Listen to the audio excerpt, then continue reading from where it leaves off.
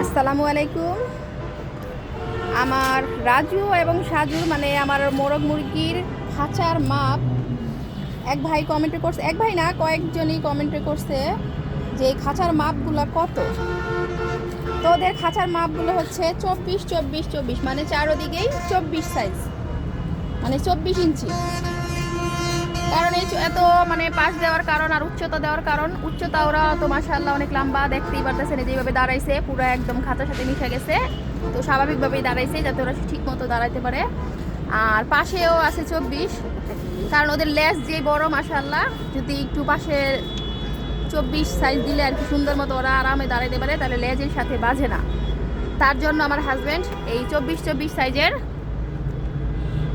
খাঁচাগুলো বানাইছে যাতে ওরা ওদের সৌন্দর্যটাও ঠিক থাকে আর ওরা মানে ভালো মতো দাঁড়াইতে পারে, স্বাভাবিকভাবে দাঁড়াইতে পারে এর জন্য।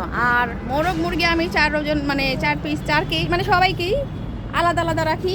মোরগ তো মারামারি করেই, আর মোরগ মুরগি যদি একসাথে রাখি ওরা ঠোকরা ঠুকরি করে মানে ঠোকরা ঠুকরি করে মারামারি করে না, কিন্তু মোরগের পশম সব খায় ফেলায়, ঘাড়ের পশমগুলা শরীরের পশম খায়া মোরগের সৌন্দর্য নষ্ট করে ফেলায়। তার জন্য আমি মানে আমরা সবগুলোকে আলাদা আলাদা রাখি।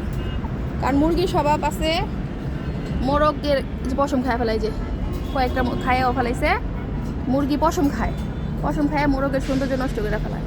আর এরা ভালোবাসার টানে কিচ্ছু বলে না বউকে, ওরা চুপ করে মানে দাঁড়ায় থাকে। বউ পশম খায়, ওরা মানে কোনো প্রতিবাদও করে না, আরামে দাঁড়ায় থাকে, এতই ভালোবাসে বউ। তো আমার ভাই মানে এক ভাই কমেন্টের উত্তর এই ভিডিও, তার জন্য ভিডিওটা বানাইলাম, তাদের যেন উপকৃত হয়। আল্লাহ হাফেজ।